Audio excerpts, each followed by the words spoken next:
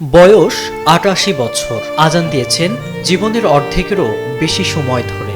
৪৬ বছর পর যখন বিদায় নিলেন, পুরো এলাকা তখন চোখের জলে ভাসছে। কোনো রাজকীয় আয়োজন নয়, বরং সাধারণ এক মজিনকে রাজকীয় সম্মানে বিদায় জানালো লক্ষ্মীপুরের রায়পুরবাসী। এই বিদায়টা সমাজে একটা মেসেজ যাবে, আপনি যেই অবস্থান থেকে কাজ করেন, যদি কাজটা আপনি সততার সহিত কাজ করেন, আপনার সম্মানটুকু আল্লাহর উপর থেকে প্রেরিত হবে। লক্ষ্মীপুরের মিতালি বাজার জামে মসজিদের চেনা কণ্ঠটি আজ শেষবারের মতো আজান দিল। ১৯৭৯ সালে মসজিদটি প্রতিষ্ঠার সময় থেকেই মুয়াজ্জিন হিসেবে দায়িত্ব পালন করছিলেন হাবিবুল্লাহ, যাকে সবাই হাবিবুল্লাহ দরবেশ নামেই চেনেন।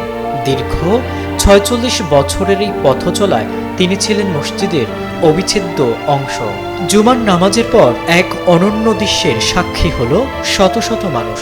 বিদায় বেলায় তাকে সাজানো একটি অটোরিকশায় বসানো হয়। রাস্তার দুই পাশে সারিবদ্ধভাবে দাঁড়িয়ে মুসল্লিরা তার উপর ফুলের পাপড়ি ছিটিয়ে দেন।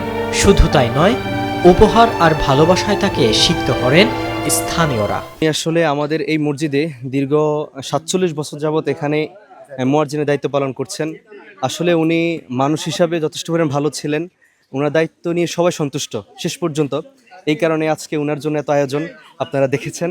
অনেকেই হয়তো জানেন না, হাবিবুল্লাহ একসময় মিতালি বাজারে হোটেল ব্যবসা করতেন, কিন্তু ব্যবসার ব্যস্ততার মাঝেও এক মুহূর্তের জন্য মসজিদের সেবা থেকে নিজেকে সরিয়ে নেননি।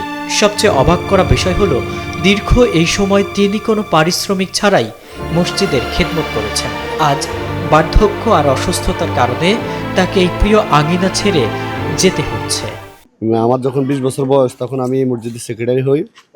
তখন ওনার কাছ থেকে আমার জানা ১৯৭৯ সালে উনি এই মসজিদ প্রতিষ্ঠা নিজেই করেন, এমনকি নিজেই মুয়াজ্জিনের দায়িত্ব পালন করেন, অদ্যাবধি পর্যন্ত পালন করে আসছে। তারপর আমি গত ২ বছর আগে অত্র মসজিদের সভাপতি হয়েছি।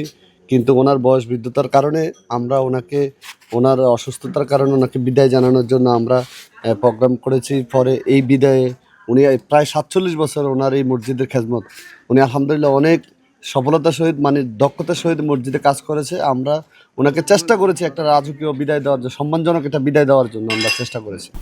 বিদায় বেলায় হাবিবুল্লাহ দরবেশ নিজেও কেঁদে ফেলেন। তিনি বলেন, জীবনের দীর্ঘ সময় আল্লাহর ঘরের সেবা করতে পারাটাই তার জীবনের সবচেয়ে বড় সার্থকতা। আজকে আপনাদের সহযোগিতায় বিদায় হয়ে যাচ্ছি। আমি দোয়া করি আপনাদের সবার আল্লাহ নেখায়াত বাড়ায় দেখ, এবং এই মসজিদ কেন আপনাদের উসুল্লাহ সুন্দর পথে কার্যন হয়ে যায়। আমি দোয়া করি আমার জন্য, আপনারা দোয়া করবেন। আমি পুরো অসুস্থ, আমার কেউ কোনো দাবি রাখবেন না।